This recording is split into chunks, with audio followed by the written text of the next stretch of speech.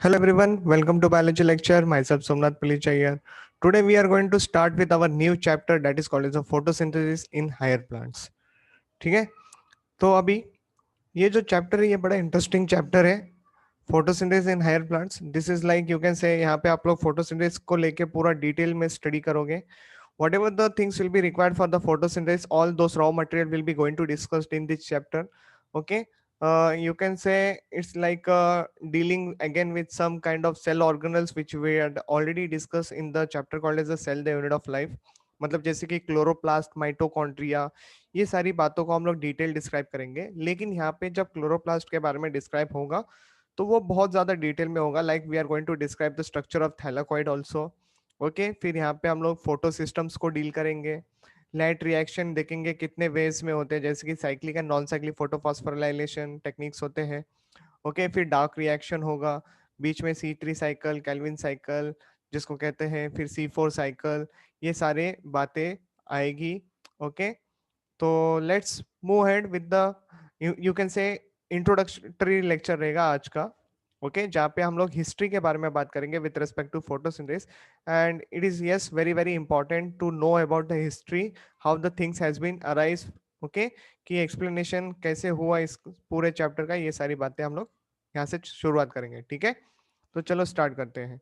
सबको पता होता है photo stand for the light and the synthesis word का मतलब होता है पुटिंग टुगेदर. मतलब देखो, एक बात क्लियर कट दिमाग में फिट कर लो कि फोटोसिंथेसिस का मतलब होता है हम लोग यहाँ पे कुछ बनाएंगे.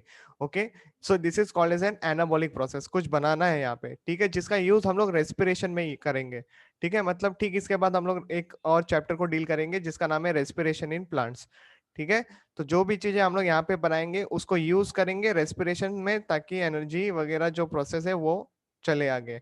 ठीक है, सो ये जो एनाबॉलिक प्रोसेस है, it is enzyme regulated process. बिना एंजाइम के यहाँ पे काम नहीं होगा. और यहाँ पे क्या बनाते हैं हम लोग, तो ऑर्गेनिक कंपाउंड बनाते हैं. ठीक है, inside the chlorophyll containing cells. तो क्लोरोफिल कंटेनिंग सेल्स क्या होते हैं, तो थाइलाकॉइड्स होते हैं. थाइलाकॉइड जब एक के ऊपर एक के ऊपर एक के ऊपर एक लगे रहते हैं तो हम लोग उसको ग्रैनम कहते हैं. And granums are present in the chloroplast. ठीक है, अभी तो खाली ऐसे ही ओवरऑल समझ लो.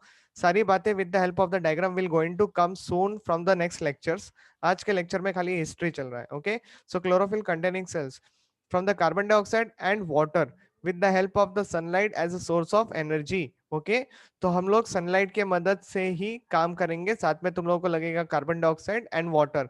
कार्बन डाइऑक्साइड क्यों, तो ताकि कार्बन जो सोर्स होता है वो कार्बन डाइऑक्साइड से मिलेगा, और हाइड्रोजन का जो सोर्स होता है ऑर्गेनिक कंपाउंड बनाने में वो वाटर से मिलेगा. और यहाँ पे बाय प्रोडक्ट तुम्हारा जो निकलेगा that is called as oxygen over here. Okay, so simple equation of the photosynthesis is given as, ये जो इनिशियल लेवल पे जो फोटोसिंथेसिस का इक्वेशन था वो है.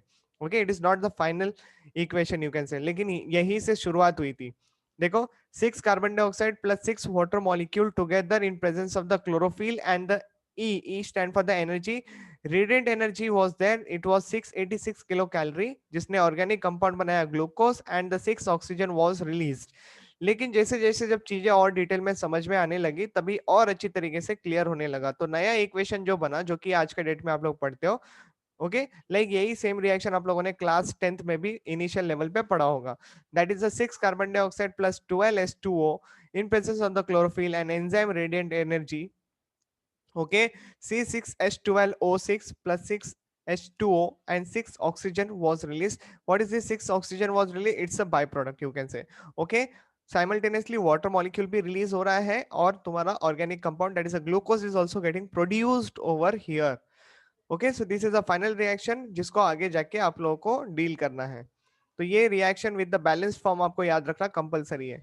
जैसे कि कुछ फोटोट्रॉपिक बैक्टीरियाज होते हैं employ hydrogen donor other than the water. मतलब कहने का मतलब ये है, ऊपर देखो मैं फिर से रिएक्शन पे जा रहा हूँ.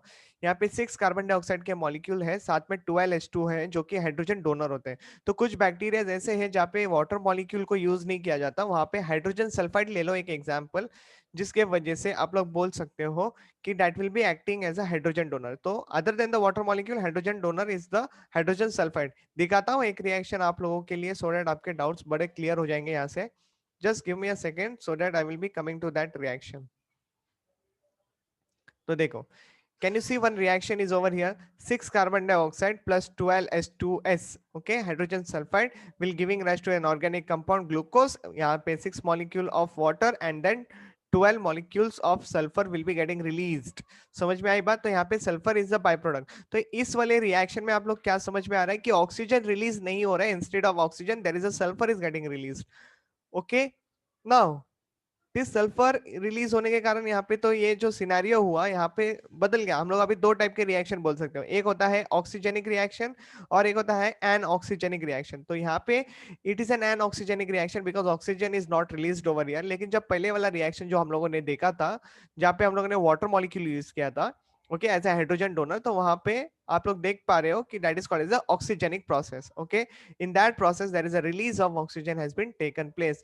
सो आई होप तुम्हारे डाउट्स जो भी है with respect to the reaction has been cleared very easily.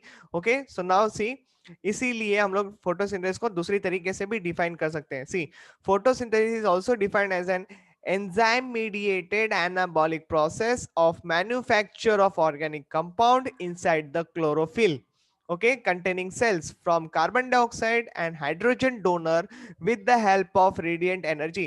Hydrogen donor बोल दिया लेकिन सोर्स स्पेसिफिकली मेंशन नहीं है, क्योंकि वो वाटर भी हो सकता है या तो हाइड्रोजन सल्फाइड हो सकता है, और वो ऑर्गेनिज्म के ऊपर भी डिपेंड होता है कि वो कौन सा ऑर्गेनिज्म है, whether it is a bacteria, whether it is a plant और समथिंग एल्स. ओके, और या फिर जो चीजें अवेलेबल होती है उसके अकॉर्डिंगली भी काम होता है. So let's move ahead in the history part of the, you can से, फोटोसिंथेसिस. तो सबसे पहले सामने स्क्रीन पे एक बंदा आ रहा है जिसका नाम है वैन हेलमोंट. ओके, तो ये बंदा क्या बोल रहा है, food comes from the water not from the soil. Simple सी बात है, देखो आप लोग आपके घर पे पेड़ उगाते होंगे, पेड़ इन द सेंस मैं प्लांट की बात कर रहा हूँ. ओके, सबके घर पे कुछ ना कुछ एक पॉट तो एटलीस्ट होगा ही ना प्लांट का. ठीक है, उसमें क्या आप लोग डेली वाटर ऐड करते हो या डेली सॉइल ऐड करते बैठते हो? नहीं, तो डेली सॉइल कोई ऐड करते नहीं बैठता. Whenever we feels like कि सॉइल कम हो गई है थोड़ी, तब हम लोग ऐड करते हैं. Other than this we required to do the pouring activity of water, okay, continuously, मतलब हर हर रोज करना रहता है, नहीं तो हफ्ते में एटलीस्ट 4 दिन तो हम लोग पानी डालना ही रहता है प्लांट को, जिसकी वजह से plant can show a proper good, you can से, ग्रोथ, उसके बाद फ्लावरिंग, फ्रूटिंग, ये ऐसी सारी एक्टिविटी तो चलती ही रहेगी. ठीक है, लेकिन इससे क्या समझ में आता है कि food comes from the water not from the soil. Okay, इसका मतलब मैं आपको और अच्छी तरीके से समझा सकता हूँ. देखो आज के डेट में हाइड्रोफोनिक एक ऐसी एक्टिविटी है, मतलब जहाँ पे सॉइललेस कल्चर होता है. What do you mean by soilless culture? हम लोग सॉइल को यूज किए बिना वाटर के ही मदद से प्लांट ग्रो करवा सकते हैं. सो that means again one of the very good example hydroponics shows that कि foods come from the water not from the soil. okay, soil हमको चाहिए ताकि रूट अंडरग्राउंड चले जाए और फिर वहां से अंडरग्राउंड लेवल से पानी को एब्जॉर्ब कर सके. तो इन शॉर्ट तो पानी ही ले रहा है ना प्लांट, है ना? तो ऐसे करके ये बताना चाहते हैं यहाँ से. ठीक है, 1770 से बात कर रहे हैं, जोसेफ प्रेस्ली नाम का जो सेकंड बंदा था. ओके, ये क्या कहते हैं अभी इसके बारे में बात करते हैं. He found that burning of candle would soon get extinguished in closed space of the bell jar. मतलब यहाँ पे बेल जार वाला जो एक्सपेरिमेंट है उसके बारे में बात चल रही है. Diagram is given to you in the NCERT. आप लोग जब एनसीईआरटी रीड करोगे after this you will understand very clearly. कहने का मतलब समझो, यहाँ पे एक बेल जार लिया है, बेल जार के अंदर एक बर्निंग कैंडल रखी है. जैसे ही बेल जार उसके ऊपर रखोगे तो सिंपल सी बात है, there is no oxygen supply to the candle and the candle will going to burn slightly. जितना भी बेल जार के अंदर ऑक्सीजन है वो यूज कर लेगी, तब तक बर्न होगी, बाद में फिर बुझ जाएगी. Okay, so after that fire is going to get extinguished, what will happen inside? Nothing is there. Okay, so now see, similarly अगर मैं माउस को बेल जार के अंदर बंद करके रखूं, so what will happen? Mouse is also whatever the amount of oxygen was there initial level पे bell jar के अंदर, वो तब तक जिंदा रहेगा, बाद में it will get suffocated and he will die. Why he is getting suffocated? क्योंकि ऑक्सीजन कॉन्सेंट्रेशन ऑलरेडी कम है.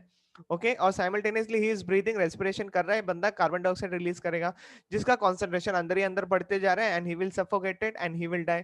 सिंपल सी बात है, आप लोगों को लॉजिक ऑलरेडी समझ में आ गया होगा. However, if a mint plant accompanied them in a bell jar, okay, देखो क्या बोल रहा है, मिंट प्लांट. ओके, तो जोसेफ प्रेस्ली ने मिंट प्लांट का यूज किया था, वो बेल जार के अंदर रखा और साथ में जलती हुई कैंडल भी अंदर रखी और साथ में माइस भी अंदर रख दिया. ठीक है, इससे क्या हो जाएगा, जब कैंडल बर्न हो रही है, दैट मींस वो रिलीज कर रही है carbon dioxide. That carbon dioxide is going to used by the plant to survive, है ना? तो प्लांट कार्बन डाइऑक्साइड को फिक्स करेगा, simultaneously it will release the, what you can say, oxygen. That oxygen will be utilized by the mice to survive. और survive करते समय माइस क्या करेगा, रेस्पिरेशन करेगा, तो वो कार्बन डाइऑक्साइड रिलीज करेगा, है कि नहीं? So that carbon dioxide again can be used by the plant, है कि नहीं? और ऑक्सीजन खाली माउस थोड़ी ना यूज कर रहा है, वो तो कैंडल भी तो यूज कर रही है. ठीक है, तो कैंडल भी बर्न होते रहेगी, तो ऐसे करके सारी चीजें बैलेंस चल रही है. So this is how this experiment wants to say this कि that whatever the things are there inside the particular environment now, it is really important, right? So see, एक दूसरे के ऊपर डिपेंडेंट है. The plant also grows precisely therefore hypothesize that foul air, यहाँ पे foul air का मतलब क्या है, कार्बन डाइऑक्साइड कॉन्सेंट्रेशन बढ़ना, ओके, और या फिर कार्बन डाइऑक्साइड रिलीज होना from the burning of the candle, okay. So उसको कहा जाता है फ्लॉगिस्टोन. क्या वर्ड यूज किया जाता है, फ्लॉगिस्टोन वर्ड यूज किया जाता है, which is produce during the burning of the candles, और you can say animal that is while doing the respiration activity he releases the carbon dioxide, okay. Now could be converted into the pure air. So जो carbon dioxide initially अभी air में है वो pure air में convert किया जा सकता है, जिसके लिए वर्ड यूज किया जाता है dephlogiston. That means what, release of the oxygen by the plants, ठीक है. So by plants, that is which plant we had used over here, mint plant. So in 1774 Presley discovered the oxygen, okay. So finally इस particular Joseph Presley ने क्या किया, तो oxygen के बारे में बात की.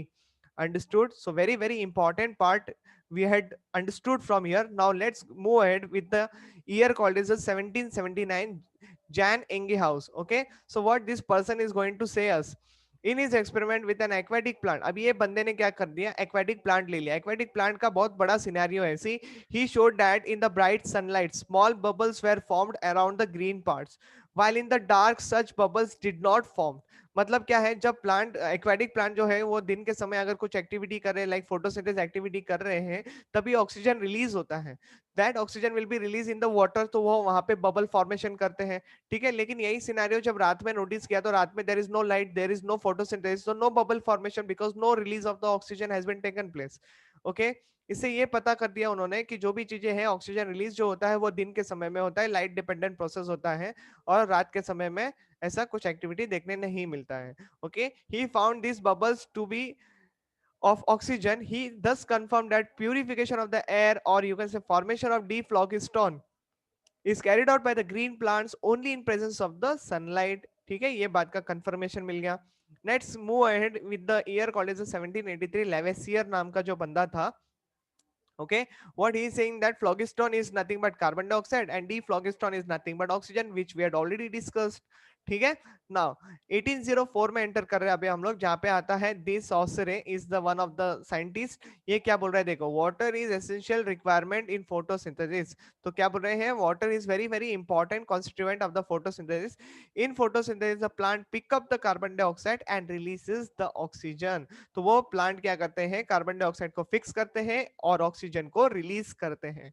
Next, there is a point number 6 पे आ रहे हैं हम लोग. That's the Pelletier and the Contem. These are the two scientists discovered and named the chlorophyll in the year of 1818. Okay, तो chlorophyll की discovery हो चुकी है अभी. और now we are moving ahead with the 1845, जहाँ पे वॉन मेयर आए. वॉन मेयर ने क्या बोला कि ग्रीन प्लांट जो है ये कन्वर्ट करते हैं सोलर एनर्जी को into chemical energy during the process called as the photosynthesis. जो आप लोग ऑलरेडी लोअर क्लासेस से ये सारी बातें सुनते आ रहे हो, ठीक है. तो क्या हो रहा है, सोलर एनर्जी को केमिकल एनर्जी में कन्वर्ट किया जा रहा है. बस आप लोगों को यहाँ पे क्या पता चला कि वॉन मेयर नाम के जो बंदे थे, इन्होंने इसके बारे में डिस्कवरी की, okay. Now let's move ahead. In the year of 1854 Sachs नाम का जो बंदा था, सी, he has given very important concept over here. green part in the plant produces glucose. ये सबसे बड़ा इंपॉर्टेंट पार्ट है, इसके बिना तो हम लोग आगे बढ़ ही नहीं सकते. तो पूरे चैप्टर में ग्लूकोज कैसे बनेगा with the help of the green part, हम लोगों को तो यही तो डिस्कस करना है. Okay, so see, green part in the plant produces the glucose which is used to store as a starch. ठीक है, और starch is the first visible product during the photosynthesis. देखो, ग्लूकोज को स्टोर किया जाता है in the form of starch. This is only happens in case of the plants, okay. Animals की बात करूं तो carbohydrate was store in the form of glycogen. ये भी आप लोगों को याद रखना है, in the liver and you can say in the muscles, okay. Coming to the next, that is 1888. Okay, there is a next concept is going to come. Engelmann is the next scientist, which is very very important. देखो यहाँ पे मैंने लिख के रखा है EXIMP. Even for the SAC there is EXIMP point has been mentioned. Okay, that means it's an extremely important, you can say. So what is written over here, he split the light into the 7 components. Okay, see, components by the prism of this illuminated cladophora, a green algae placed in a suspension of aerobic bacteria. He found that the bacteria accumulated in the region of the blue and the red light, the splitting spectrum. he discovered the light. See, he discovered the effect of the different wavelengths of the light on photosynthesis and plotted the action spectrum of the photosynthesis. Okay मतलब कहने का मतलब क्या है तो मैं आप लोगों को यहाँ से दिखाता हूँ. Just give me a second so that I can show you on the white screen. Okay मैं व्हाइट बोर्ड ओपन करके दिखाता हूँ कि क्या सिनारियो यहाँ पे चल रहा है. जैसे कि मान लेते हैं एक मैं यहाँ पे पेट्री प्लेट बना देता हूँ. ठीक है, ये रही पेट्री प्लेट और थोड़ी सी डबल कर देता हूँ. ठीक है, ये पेट्री प्लेट है ऐसे मान लेंगे. फाइन. यहाँ पे अभी इसके अंदर क्या करना है हमको, पानी डाल के रखना है. Pani is nothing but our you can say culture media. ठीक है, सो एक कल्चर मीडिया ले लेते हैं, उसके अंदर डाल देते हैं हम लोग. ठीक है, so as you can see over here ये कल्चर मीडिया है. ओके इसके अंदर बहुत सारा कल्चर मीडिया डाल के रखा है. फाइन. अभी इसको मैं लेबल भी कर देता हूं ताकि आप लोग समझे कि यहाँ पे क्या हो रहा है. सो ठीक है,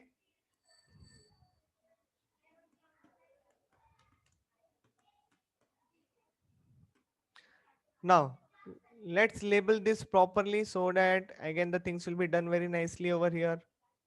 तो एक लाइन बना लेते हैं यहाँ से. ठीक है, ये हो गया कल्चर मीडिया. यहाँ पे लेबलिंग खत्म कर दिया है. फाइन. अभी क्या करेंगे हम लोग, कलर चेंज करेंगे. कलर चेंज करके यहाँ पे हम लोग डाल देते हैं क्लेडोफोरा. ओके ये जो ग्रीन कलर के एल्गेज है वो डाल देता हूँ इसके अंदर. ठीक है, इसको भी हम लोग लेबल करेंगे क्लैडोफोरा करके. So let's take it out. एक को लेबलिंग यहाँ पे कर देता हूं मैं क्लैडोफोरा करके. एक्वेटिक यू कैन से ग्रीन एल्गे. ठीक है, क्लैडोफोरा इसमें आ गया. अभी इसके साथ में मैं इसमें डाल रहा हूँ एरोबिक बैक्टीरिया ऑल्सो, लेकिन फिलहाल के लिए मैं एरोबिक बैक्टीरिया आप लोगों को खाली ऐसे ही दिखा रहा हूँ. कलर चेंज कर देते हैं. Let's take this pink colour बनाते हैं. ठीक है, पिंक कलर से हम लोग बनाते हैं एरोबिक बैक्टीरिया ओवर हियर. तो ये देखो, अरे कलर चेंज नहीं हुआ. ओके रेड कलर ले लेता हूँ. ठीक है, सो ये यहाँ पे एरोबिक बैक्टीरियाज है. फाइन. तो इनको रेड कलर वालों को भी एक साथ बाहर निकाल के यहाँ पे मैं लेबलिंग कर देता हूँ. This is the bacteria.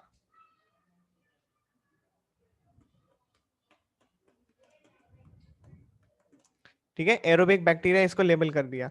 Now what happens, उन्होंने क्या किया, एक प्रिज्म यूज किया. ठीक है, अब प्रिज्म यूज करने से क्या हो गया, 7 डिफरेंट एरियाज में लाइट स्प्लिट होने लगी ना. तो मान लेते हैं यहाँ पे मैंने एक प्रिज्म रखा है. ओके ये रहा प्रिज्म. ओके और यहाँ से आ रही है लाइट जो कि प्रिज्म के ऊपर गिर रही है. ओके व्हाइट लाइट आ रही है यहाँ पे गिर रही है. And this white light is getting split into the 7 different colours. Okay ऐसे करके.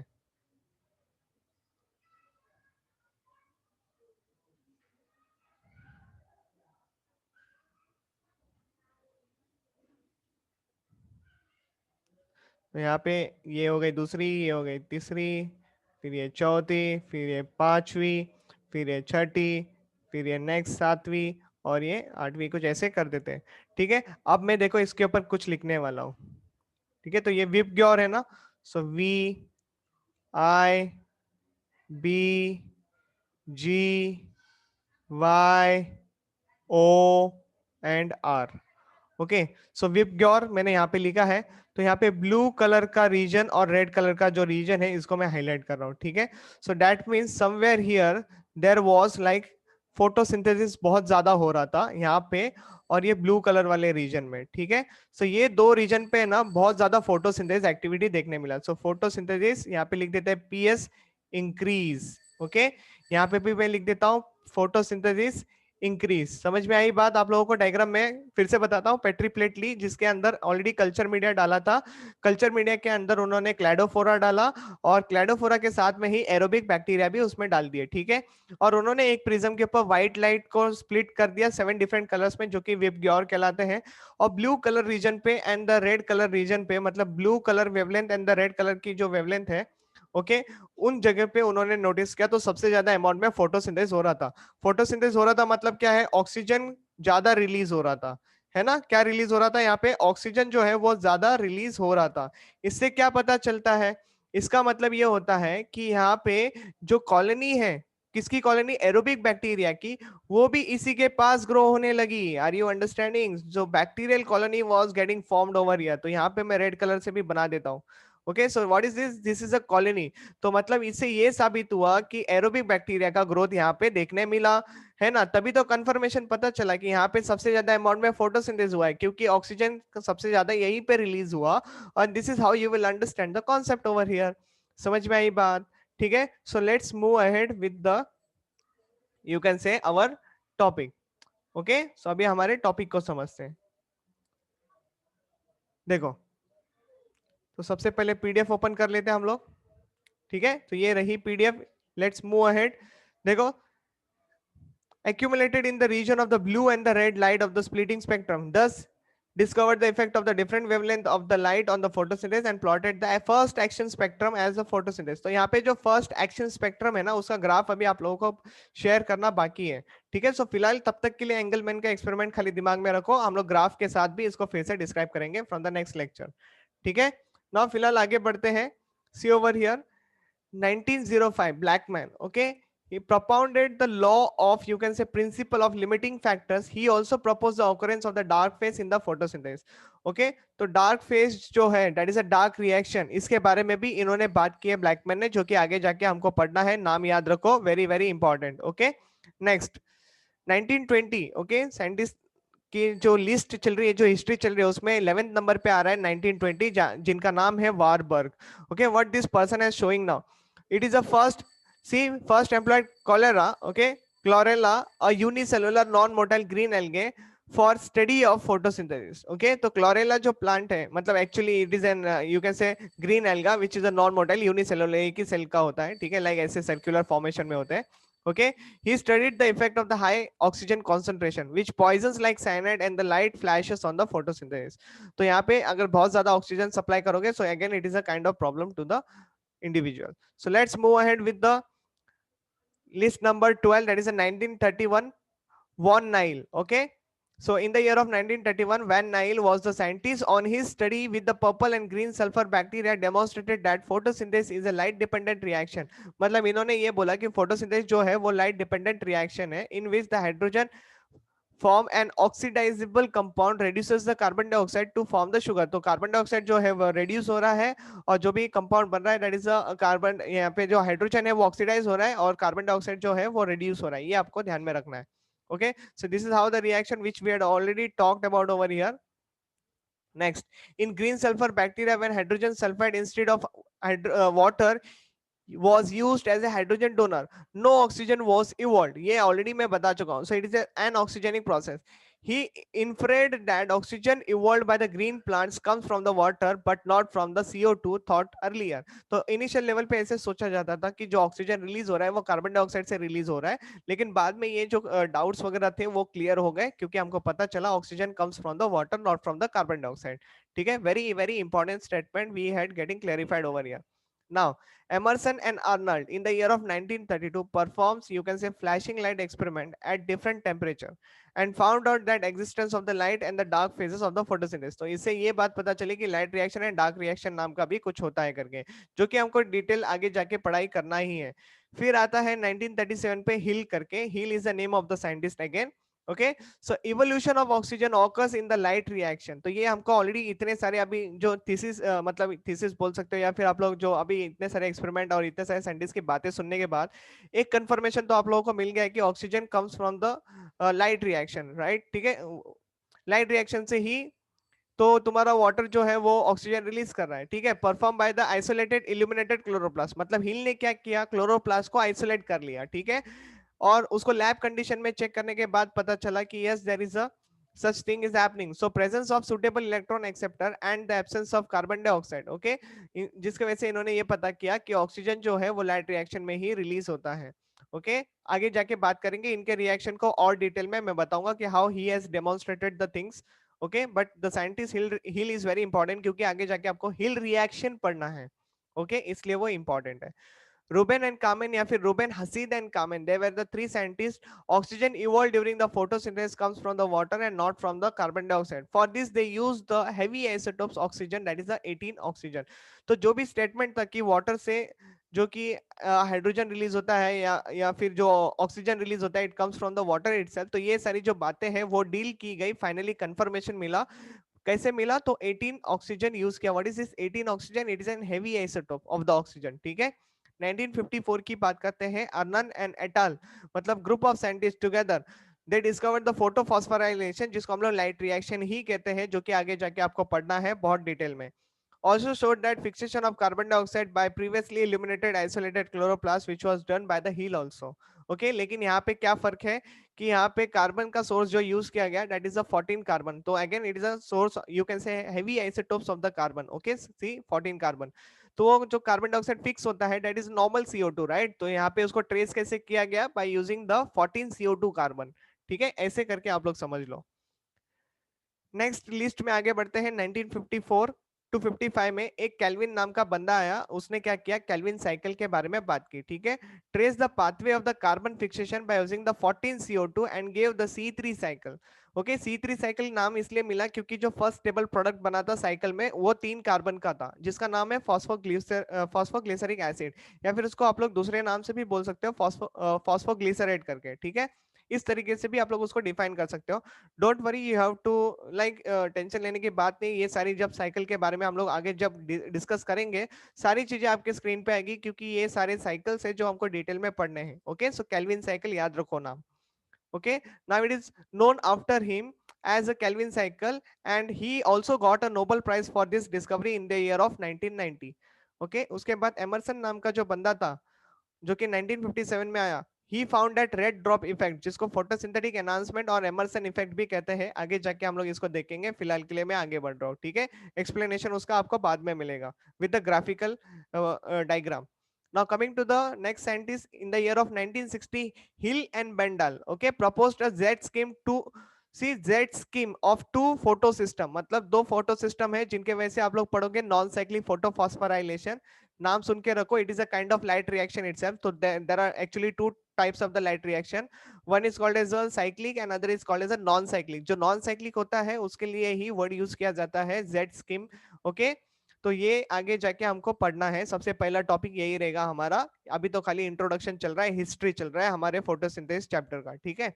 नेक्स्ट 20 नंबर पे आ चुके हैं अभी हम लोग। 1961 की बात चल रही है। पीटर मिचेल नाम के जो बंदे हैं, इन्होंने बोला कि केमियोस्मोटिक थ्योरी जो है ये एटीपी बना के देता है ना। केमियोस्मोटिक थ्योरी में आप लोगों को थाइलाकॉइड जो है वो पढ़ना है, साथ में दो फोटो सिस्टम हम लोग पढ़ेंगे, ओके, बहुत डिटेल में, जिसके वजह से आपको पता चलेगा कि एटीपी कैसे बनता है, ठीक है। सो तब तक के लिए इसको होल्ड पे डाल रहा हूँ, ये सारी बातें हम लोग डिटेल में डिस्क्राइब करेंगे, but the scientist name actually you should keep in mind, that is a Peter Mitchell. Okay, next Hatch and Slack, again the बंदा is this two scientist actually very very important, क्योंकि आगे जाके आपको hatch slack pathway पढ़ना है, जिसका दूसरा नाम होता है C4 पाथवे। C4 इसलिए बोला क्योंकि इस साइकिल में जो पहला प्रोडक्ट बनता है वो 4 कार्बन का बनता है, उसका नाम भी बता देता हूं, that is oxalo acetic acid, ठीक है। तो ऑक्सैलो एसिटिक एसिड जो है ये 4 कार्बन का कंपाउंड है, जो कि सबसे पहला फॉर्म्ड हुआ था। तो हम लोग इसके बारे में और ज्यादा डिस्कस करेंगे when we are going to discuss about the C4 plant, okay. और ये जो नॉर्मली C4 पाथवे होता है, ये ग्रासेस एंड नॉन ग्रासेस वाले प्लांट्स में ही होता है, normally you can say tropical plants में होता है, देखने के लिए मिलता है।